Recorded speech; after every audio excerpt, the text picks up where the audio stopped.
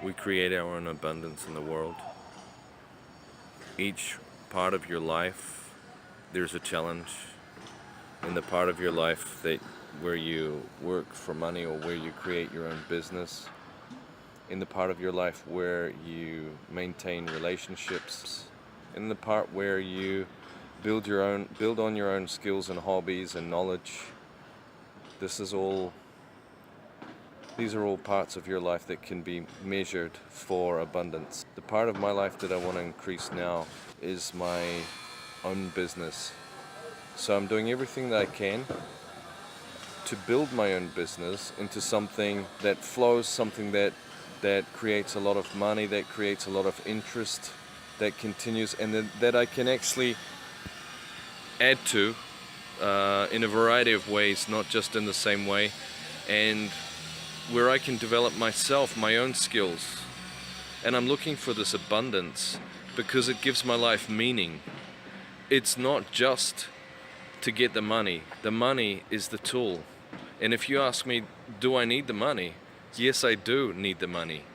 The money is there as a resource, as a tool, so that I can build on it even more, so that I can have a variety of different areas in my life where there's abundance. Just as much as I'm after the knowledge, and just as much as I'm after the experience, and last but probably most importantly, just as much as I'm interested in the relationships that come with the business. And when we look around in the world, we see evidence of abundance. Wherever we go, we see evidence of abundance in other people or in the cities we live in. This city has many examples of abundance. It gives its abundance in terms of fruit. And I'm saying literally fruit. Have a look at this. Here's an example of abundance that from a tree that's basically growing out of concrete. Can you see that? It's growing out of concrete. Now I hunger to create a big, healthy business that can give me everything that I want, including the money, the experiences, and the relationships that can carry me through and offer me more opportunities, that offer me newer and higher levels of living. The most important things in my life are my relationships, my family relationships, and my business relationships, and making money. These are the things that are most important to me because abundance comes first. Abundance is above all perception, and people's perception of abundance is usually the tool that people use to get more abundance. There are two examples of this, one from people with very little and one from people with a lot. And go through with you those two examples today and basically give you a good idea of where that abundance comes from, where it's going. So people with very little, of course, they're looking at the little that they do have and they're being thankful for that little that they have. You could say that they have a lot of room for abundance in their lives, and they're looking at that space to fill, not as a void, but as freedom to choose things to put that into. When people with very little find things to be thankful for, they acknowledge all of the things that they do have. It gives them internal power again to look at the things that they want, look at the things that they even need, but inviting those things into their lives the right way through the laws of abundance and being thankful for the little that they have, which is easy for us who have a lot to say, not so easy for them. They build on what they have. They are practicing abundance in this perception, and it allows them more than if they were to concentrate on the things that they don't have or the many things that they don't have, which is sometimes overwhelming. Adding to what they already have is not just aligned with the laws of abundance, it's the easiest way to bring more wealth into your life.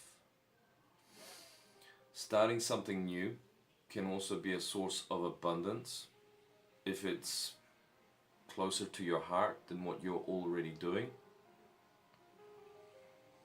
But if you need to start something new and it's not close to your heart, usually your focus is on the hard work that it's going to take to achieve those things. Abundance for people who are wealthy is possible through two major things: gratitude and giving back to the community or the world. Both of these practices leverage more internal power positively and they inspire themselves through these ways of giving, being grateful for everything that they have and also giving back. Now there's one other benefit to that that's a very serious benefit, and that's the publicity that giving back gives. Usually it's the most powerful form of advertising.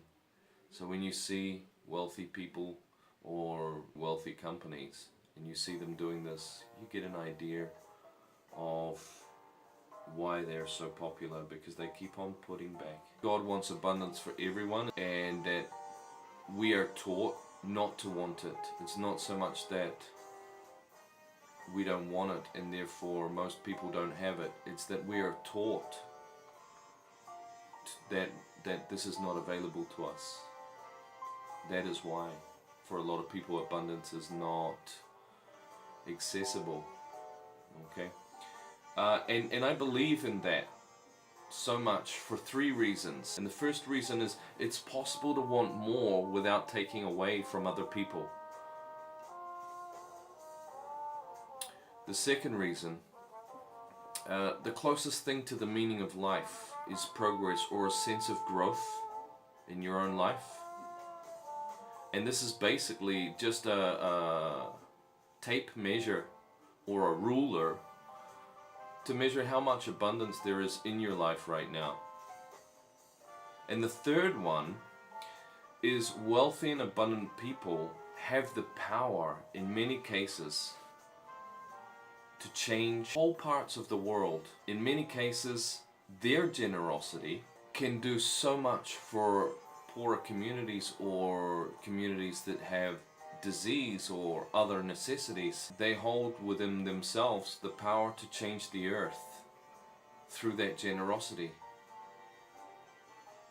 And for people that don't believe in that giving back or in that level of generosity, they simply don't live within the laws of abundance, and therefore probably don't reap the same rewards, or if they do, they need to hide it, or it needs to be invested in something else that's perhaps not even as profitable. Thank you very much.